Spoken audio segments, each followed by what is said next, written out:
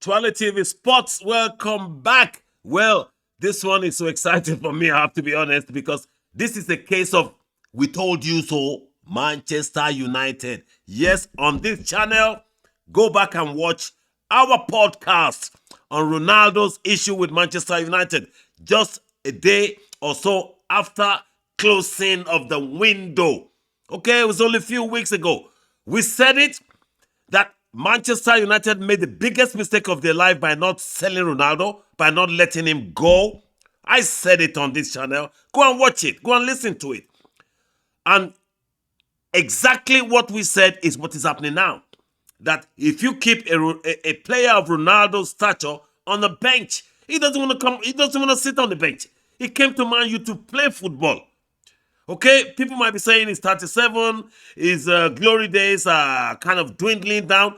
You are all talking rubbish because you don't read into this guy.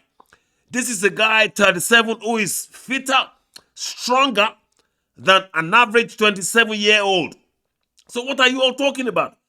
Look at Zlatan Ibrahimovic. When he left Manchester United to go to LA Galaxy in America, the typical move of players who are kind of, getting to their retirement age, every football fan must have assumed, okay, the usual move, okay, he's too old, he's just recovered from an injury from Manchester United, he's gone to LA Galaxy, from there maybe retirement or maybe go to China. The guy proved everybody wrong. Zlatan came back to top league in Europe again. He came to Serie A and helped AC Milan win lots of things. It was a very crucial part of AC Milan when he came back. So you can't say Ronaldo is finished. And I hear all these pundits talking all this rubbish. I can't stand them. Because when this guy came, he knew he can deliver. But you're not playing him. You turned it into a circus. And we said it on this channel. I said, I hope he doesn't get to that messy situation whereby Ronaldo's tantrums, you know about all the tantrums. If he's not playing, if he's on the bench, he's always holding himself. I don't like it. All those are the burning passion of a winner because he never expected to be on the bench. He would rather be anywhere playing football. Okay, let's even forget about World Cup coming that he wants to play so that he can go to the World Cup. He's the captain of his country. You're keeping him on the bench. Why did you buy him? He's told you he doesn't want to sit on the bench. And now, what we said, that let's hope it doesn't get to that messy situation, that's exactly where we are now. If you watch the podcast, go back there. I said, well, if it gets messy, to the point whereby Ronaldo becomes a disruption in the dressing room and then is punished by being sent to train with the B team or the under-23s or whatever, I said it. It was as if I was, looking at the horoscope. That's exactly what Man U have got now. Ronaldo is not training with the first team. He's been asked to train with the junior team. Excuse me, this is messy. Now listen to what is going to happen, from us here. If this issue is not solved very quickly, now Ronaldo will never train with the under-21s or the B team as a punishment. He's going to take Man U down with him because he has nothing to lose. Okay, he's got nothing to lose. He has to play the World Cup. He needs to play. So if they don't quickly solve the mess, if they think they're going to leave Ronaldo training with the B team for weeks to come, they should expect some serious, shit hitting the fan. I'm telling you. Because this guy, he commands so much money with his merchandise. Anywhere he goes, he takes the merchandise with him. No club on this planet can make anything closer to what Ronaldo commands for himself in merchandise. Okay? This is the guy that doesn't even think about money. All he wants to do is just play. So, man, you've got it spectacularly wrong. And this is the beginning of a messy situation. What I can see right now is if they don't quickly pull Ronaldo back from where he is training with B team, he's going to get to that stage of, court of arbitration, can't hold a man against his right. Ronaldo telling them, I'm not waiting till January. He's probably telling them that now. That I can't wait here till January. Get something done. This is not a big star. This is the biggest star. If he wants to go down that messy road, he will go down that messy road with Manchester United, and there's nothing you can do. He will tear up the contract. He can pay his contract. He can buy his contract and tear it up and shove it down your throat. Manchester United owners, all these Glazer brothers or whatever, they've really messed up Manchester United. Seriously. This is not how business is done. Okay? Now, thankfully, Mr. Ten Hag won that match because Man U played really well. They played the same way they played when they beat Arsenal. The only loss Arsenal had this season. Okay? And I heard the manager, Mr. Ten Hag, saying something like, oh, yeah, the way we played, oh, high tempo, high energy, yeah, that's how we play. Yeah, but we can't do it all the time. Sometimes you get a lapse, and then you should try and do it all the time, but we can't do it all the time. Excuse me, you're talking shite. Ten Hag, you're talking rubbish. Manchester United wins all the time. They win all the time. So if you have that mentality, you have lost your job already, mate. Seriously, mate. You have lost your job, Ten Hag. That statement I heard from you, Man U wins all the bloody time. That's a top club. So for the manager to have that mentality that, oh, that performance, we did it against, we can't do it all the time, sometimes you lapse. Excuse me, that's not good from a manager. Seriously. So, Man U, there's too much problem going on with you, man. That's your own palaver. Can't be bothered. We said it, and it's happening now. So, and the same problem for Chelsea. I'm a Chelsea fan, you all know. But Mr. Graham Potter, listen, oh, if you're watching, listen. You made a similar statement that, oh yeah, because you drew a game that you should have won because you are the bigger club, okay? And then I heard our manager saying things like, oh, it's now 4 points out of 6 away games. That's fair. That's very good in his view. Mr. Potter, that's not good. You're now a Chelsea manager. Chelsea wins every game, whether away or home. You have to win every bloody game. If you can't do that, you will soon find out. Trust me. You've been doing well so far since the beginning of the season. Okay? You've been doing fantastically well. I have to applaud you. Well done. But your mentality with that statement, you are in trouble already. I see it coming. Okay? I see it coming. You are so confident and you're so content with 4 points out of 6, and you're saying it in public. As a Chelsea manager, excuse me, you're supposed to win the 2 games. That's how you win this league. Prepare to beat everybody. And that's the only way you can only lose 2 games or 1 or just couple. To win this league, you can't lose more than a couple of games in the season. Unless, of course, you're losing more than that. And then all your rivals, all the series around you, they were losing more than you. That's the only way you can lose few games and still win this league. Apart from that, you can't lose more than a couple of games. So, Mr. Graham Potter, your mentality needs to be changed. You're no more at Brighton. Oh, this is Chelsea. Okay? This is Chelsea. Anyway, we leave that. Because what is happening now, let's go back to Man U. Okay? What is happening now, you will never see that happen at City. Trust me. You will never see that happen at Liverpool. Trust me. Every dealings going on at Liverpool never gets to the public. Okay? Why Sadio Mane left, nobody knew up to today. Whether it's contract issue, whether it's monetary issue, whether it's nobody knows, and the guy left very quietly. Okay? The same thing with Manchester City.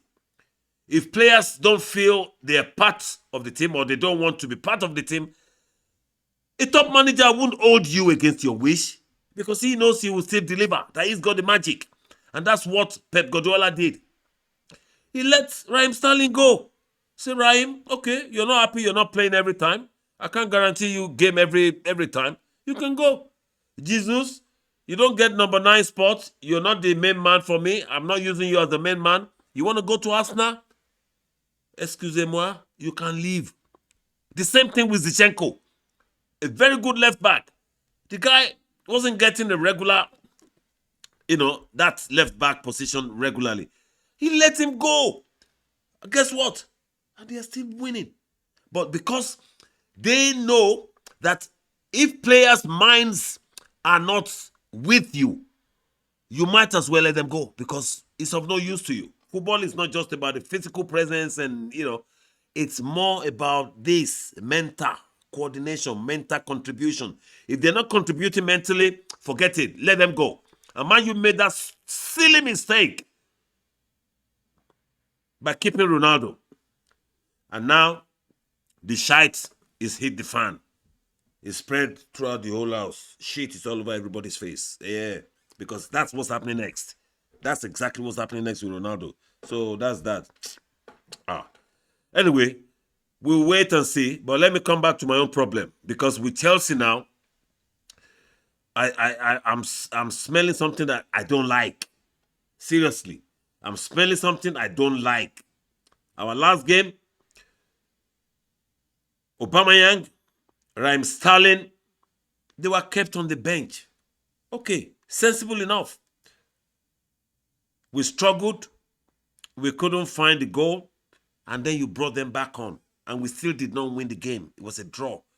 Now, Mr. Graham Potter, this is the beginning of this ego problem that we talked about on this channel a while back. About good managers who have never managed top clubs, but were given the opportunity to manage top clubs. These are the kind of problems we talk about.